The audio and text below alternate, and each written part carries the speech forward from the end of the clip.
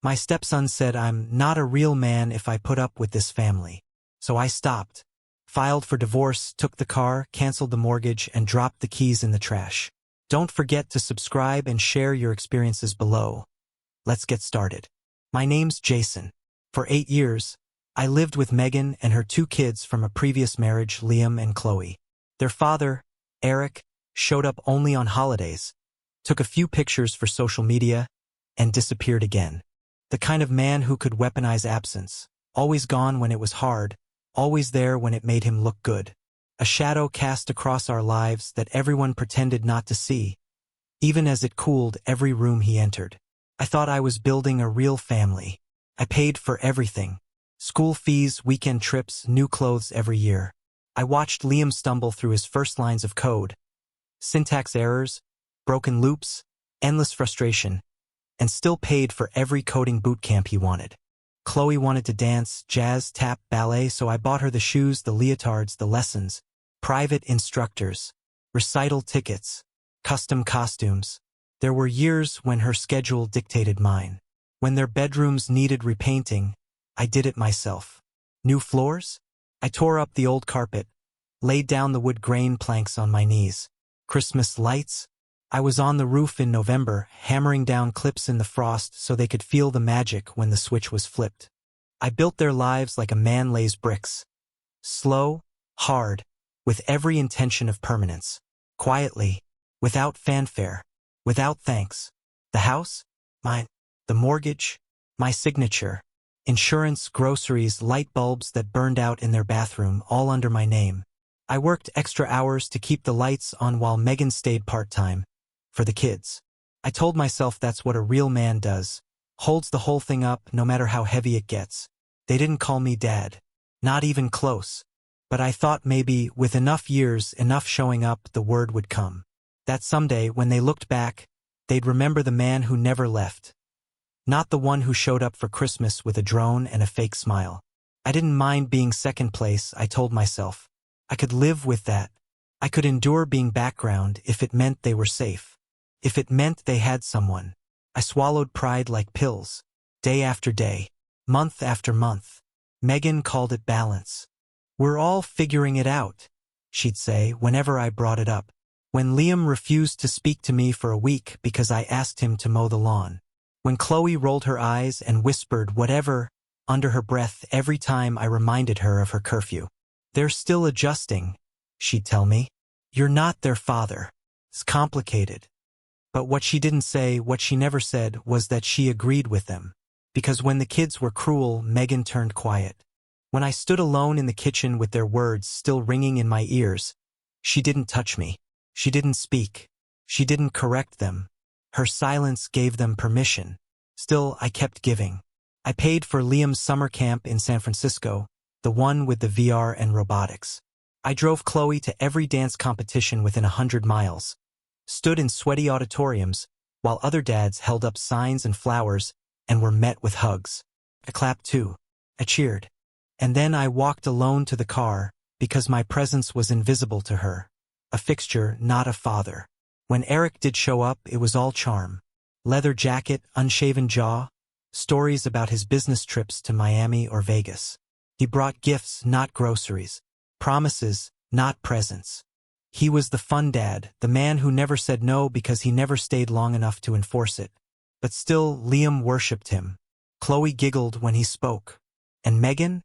Megan smiled like she was remembering who she used to be before the bills, before the hard years, before me. There were moments I stood in that living room and felt like a ghost.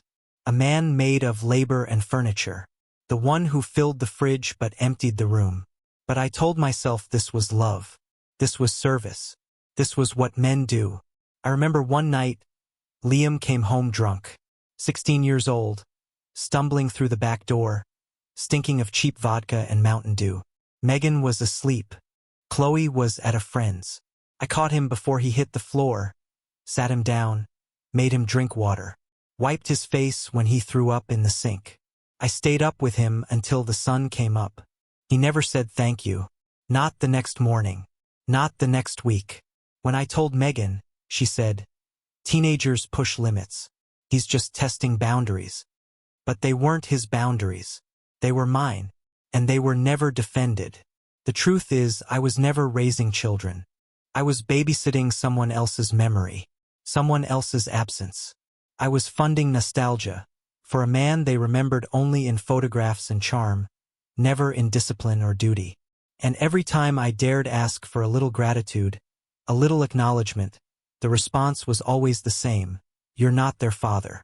As if biology was the only receipt that mattered. As if love without DNA was counterfeit. I didn't argue. Not then. Not yet. I buried the hurt, packed it deep. I kept working, kept paying, kept fixing the broken fence, the leaking faucet, the burnt-out bulbs. But something was shifting inside me. Every "not now, Jason," every "don't make this about you." Every time Liam looked through me or Chloe sighed at my presence. It all built up, quietly, like water rising behind a dam. The house grew heavier. Not with noise, with silence. The kind of silence that makes a man doubt he's real. Still, I endured. Because I thought this was what love looked like. Invisible, unpaid, thankless. Because I thought someday they would see the truth. Because I thought I was building a family. But I wasn't building a home. I was renting time in someone else's past. It started in spring. Eric moved back to town. Megan told me casually, as if she were commenting on the weather. She stood at the kitchen sink, rinsing coffee mugs, and said, "Oh, by the way, Eric's moving back. Wants to be closer to the kids." Just like that. As if the man who abandoned his family could simply reappear and be welcomed like a long-lost cousin. I didn't say anything at first. I nodded, swallowed the bile, and walked out to mow the lawn.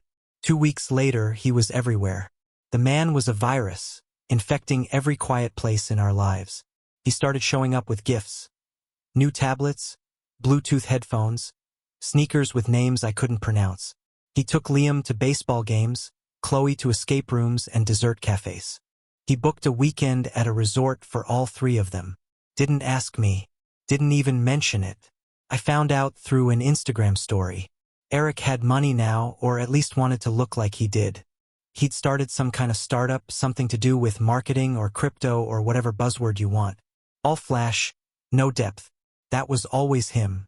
He didn't pay child support regularly, but he could afford drones and GoPros and sushi outings with the kids. They loved it. Liam started wearing cologne. Chloe began talking about how cool her dad's car was. Some overpriced import with butterfly doors and speakers in the seats. They talked about him constantly. "Dad says this. Dad showed us that. Dad's taking us there." I became the wallpaper in my own house. When I offered to drive Liam to his coding class, he rolled his eyes and said Eric was taking him instead. And Eric didn't make him talk during the ride. Chloe stopped asking me to help with her dance rehearsals. "Eric says I don't need to rehearse that much," she'd say, chewing gum, flipping through her phone. "He says I should just have fun." Every time I tried to hold ground, Megan brushed it aside. "They're just excited he's back," she said. "Let them enjoy it. It's been years." As if that was a reason to erase everything I'd done. As if her children weren't comparing me to a man who hadn't paid for a single backpack or doctor's visit since they were toddlers. I told myself it was just a phase. But then the comparisons started. Eric lets us stay up late on weekends. Eric says rules are dumb. Eric says he'd never yell over a bad grade. Every sentence started with "Eric says." The walls of the house echoed with his name. At dinner, Liam talked over me. Chloe rolled her eyes when I tried to ask about her recital. And Megan just smiled. As if this chaos were some beautiful reminder that the kids were finally happy again. I felt like a stranger at my own table. But I stayed silent. Because real men don't compete with ghosts. Then came the night I can't forget. The night the line was drawn so clearly that no amount of drywall and paint could ever cover it. It was a Wednesday. I remember because it was burger night, something I started when money was tight and habits had to be made. Homemade patties, toasted buns, fries in the oven. I'd been doing it for years. Chloe used to call them dad burgers back when she was little and didn't know any better. That name disappeared fast once Eric reappeared. We sat around the table, me, Megan, Liam, Chloe, the food still steaming on our plates. Liam was quiet at first, fiddling with his phone, picking at his fries. Then, without warning, he looked up, met my eyes and said it. "You're not a real man if you put up with this family." He said it like he meant it, not flippantly, not as a joke. His voice was flat, sharp, surgical. Chloe snorted. Megan didn't even flinch. She didn't gasp. She didn't slap the table or scold him or say his name in that shocked tone mothers use when their children cross a line. She kept chewing. I looked at him. I looked at her. And something inside me broke. I didn't speak. Didn't defend myself. Because what was there to defend? He was right. If I were a real man, a man with self-respect, a man who didn't mistake endurance for virtue, I would have walked away long ago. I would have stopped fixing their bikes, stopped funding their hobbies, stopped building a life for people who saw me as a placeholder. I stood up, took my plate, dumped the food in the trash, walked out into the garage. That night I didn't sleep beside Megan. I slept on the couch. No one asked why. No one cared.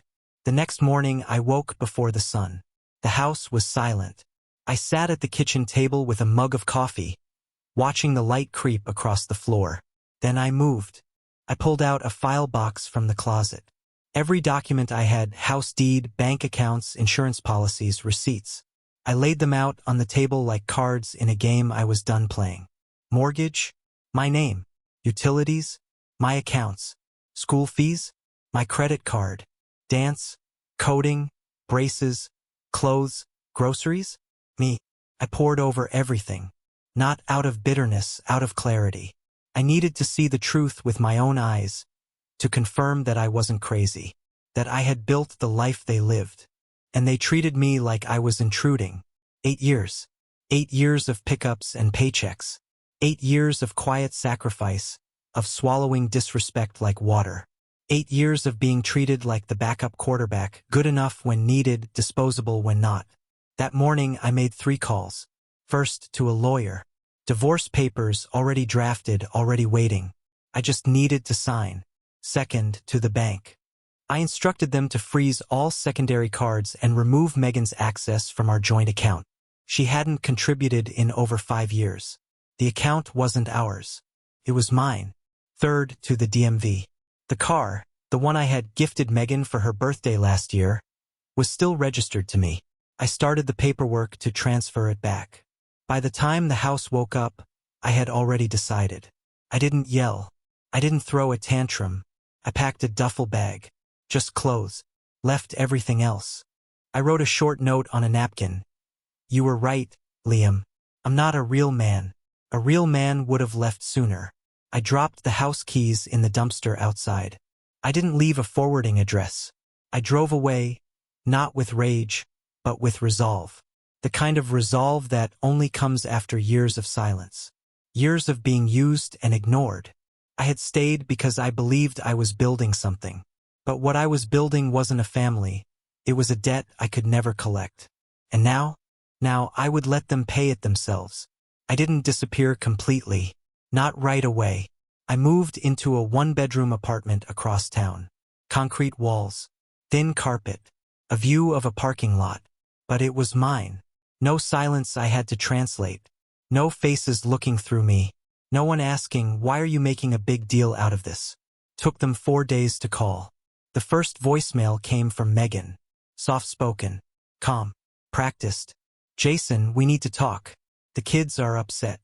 Liam didn't mean what he said. "Please don't throw everything away over one comment." I didn't respond. The next day, the tone changed. Sharper. Less pleading. "You froze the bank account. The mortgage is due. I can't pay it without access. Jason, this is ridiculous." I didn't respond. On the 6th day, I went to the bank and canceled the automatic payments. Mortgage, utilities, Chloe's dance academy, Liam's coding subscriptions. Gone. Every recurring charge tied to me severed. That same afternoon, I received a text from the property manager. House owner requested early listing. Staging begins next week. I hadn't said a word to Megan. I didn't need to. My absence said everything. She tried to guilt me in her next message. You're punishing the kids. They're suffering because of you. No, they were suffering because they never believed I would leave. But I did. And the cracks spread fast. Liam's phone line gone. Chloe's dance fees unpaid. The grocery delivery they'd come to depend on canceled. Megan's car, which I had quietly been paying off, was repossessed within a week. She called me screaming. I let it ring. I had spent 8 years playing the foundation, the floor they walked on, and the moment I pulled away, everything wobbled. Megan tried to hold it together, but the money wasn't there. She hadn't worked full-time since Chloe was in kindergarten. Her resume was a wasteland. Eric, he had already bailed. The moment the bills arrived, he vanished. That's when Liam called. Not Megan. Not Chloe. Liam. The same boy who looked me in the eye and questioned my manhood. He didn't sound angry this time. He sounded scared. Jason, he said, the Wi-Fi's out. We got a letter from the electric company. I think Mom's going to lose the house. I didn't answer. I let the silence stretch. And when I finally spoke, my voice was calm, steady. That's not my house anymore, Liam. He paused. Look, I didn't mean it. What I said. That night, I was just mad. I didn't think you'd leave. Of course he didn't. They never thought I'd leave because I never did. Not when Eric was late on child support. Not when Chloe screamed I wasn't her father. Not when Megan refused to back me up. Again and again. They thought my love was permanent. They mistook endurance for weakness. Now they were learning the difference. A week later, I saw Chloe outside the community center.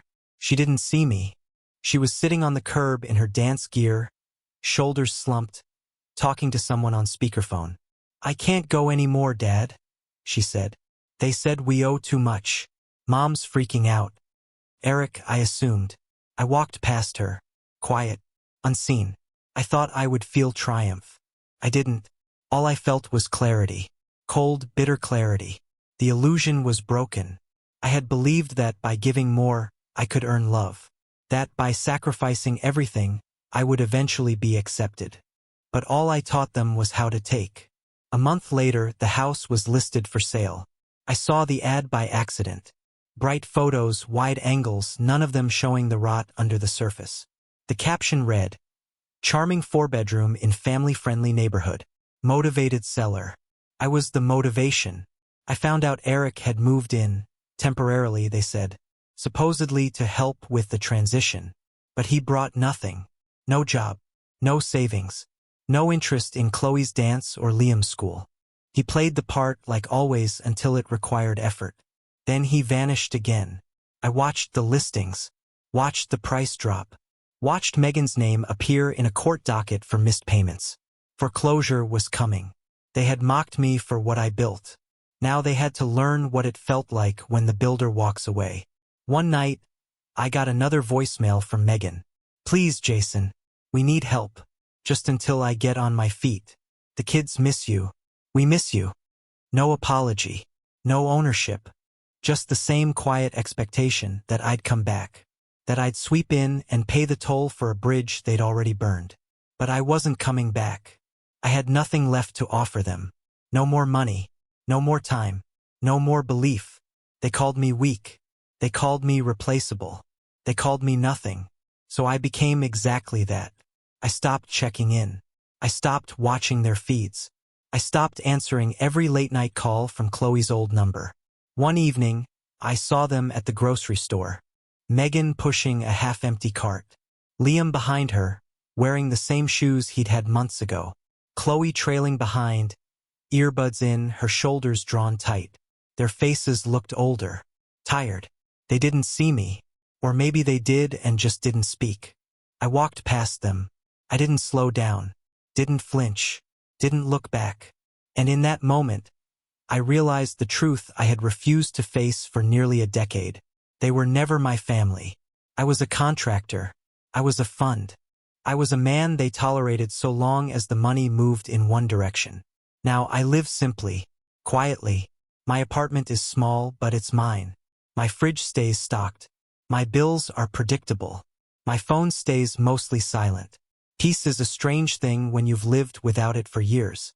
At first, I mistook it for loneliness. Now I understand. It's not loneliness when no one's leeching your soul. Sometimes I think about Chloe's dance recitals. The way she'd spin with her arms outstretched, hoping someone would notice. I think about Liam's first big coding project, how proud he was when it worked. I think about Megan, the woman I thought I loved. The woman who watched me break and called it normal.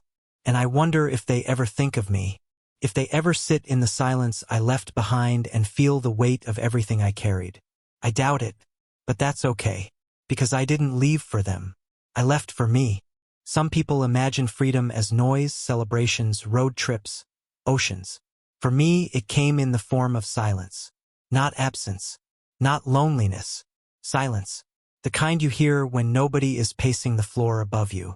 When nobody's asking what's for dinner. When no one glares at you for existing. I remember the first night in the new apartment. I didn't even unpack. I sat on the carpet, back against the wall, drinking a beer warm from the corner store. The air conditioner rattled. A dog barked somewhere across the street. I could hear my own breathing. For the first time in 8 years, I didn't feel like I was trespassing in my own life. The place was small. 1 bedroom, 1 bath. No dining room. A kitchenette barely big enough to turn around in. But it was mine. Not ours. Not shared. No one telling me the curtain color was wrong or the laundry detergent made the clothes smell off. I bought furniture 1 piece at a time. A second-hand couch. A table from Craigslist.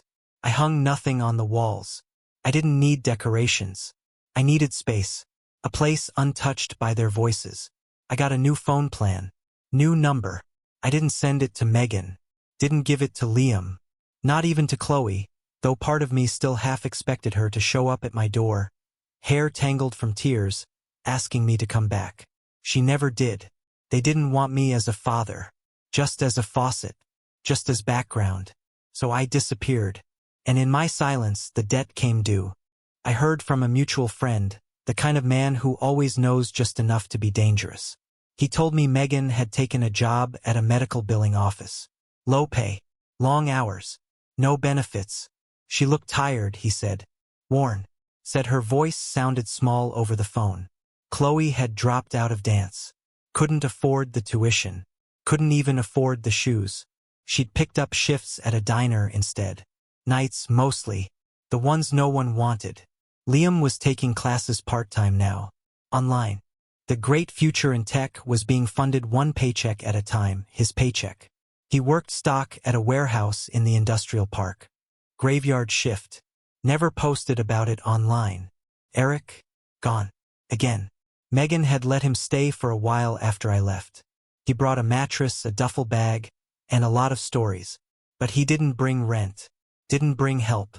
He stayed until the house hit pre-foreclosure. Then vanished. His social media still showed pictures of yachts and rooftop parties, but nobody could reach him. He was exactly who I always knew he was. But Megan had smiled when he returned. She had smiled and said, "They're just happy their dad's back." That smile cost her the house. And me? I got promoted. Ironically, with the chaos behind me, I had energy again. Clarity. My manager said I seemed more focused. I worked less, slept more, ate better. My savings account grew. So did my spine. I stopped apologizing for taking up space. Sometimes I wonder if they talk about me. If Megan ever sits alone in the silence and finally understands what she gave up. Not money. Not help. Something more valuable. Loyalty. Presence. A man who stayed even when he was hated. She gave that up for charm and empty promises. The kids gave it up for a man with a fast car and 0 staying power. They say kids grow up and regret the things they say. But what no one warns them about is what happens when the person they insult stops waiting. What happens when the backup plan walks out. I walked out, and they didn't chase me. They waited for the money to come back. It never did. One day at a gas station I saw Liam. I recognized the walk before I saw the face. Same stiff shoulders, same half-confident slouch. He was wearing an employee badge, khakis 2 inches too short. He was filling his own tank, slowly counting the dollars. He looked up, saw me, froze. I nodded once. He didn't wave, didn't smile, didn't say a word, but he looked away first, and I counted that as closure. Lessons learned.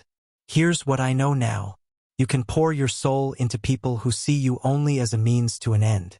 You can fix the sink, paint the fence, pay the bills, drive the carpools, smile through gritted teeth while a child you fed tells you you're nothing, and still be discarded the moment someone flashier walks in. Love is not enough. Sacrifice is not enough. If they don't respect you, they will never see you. And if they never see you, your love becomes invisible. Your effort becomes expected. Your pain becomes background noise. I thought I was earning a family. I was buying one. And I don't rent anymore. I live in a smaller space now, but I own every inch of it. Emotionally, spiritually, financially. My time is mine. My name is mine. My future? Untethered. I hear stories sometimes. Megan still works full-time. Chloe moved in with a friend. Liam's trying to build a freelance business but keeps quitting when it gets hard. Eric reappeared again briefly, promised to help, left just as fast. It's always the same cycle. Men like him don't change. They just get better at lying. Sometimes I get the urge to call, to check in, to see how Chloe's doing, to ask if Liam ever learned how to debug properly. But I don't, because that road only goes one way, backward. And I'm not walking it anymore. I gave them everything. In return, I got contempt.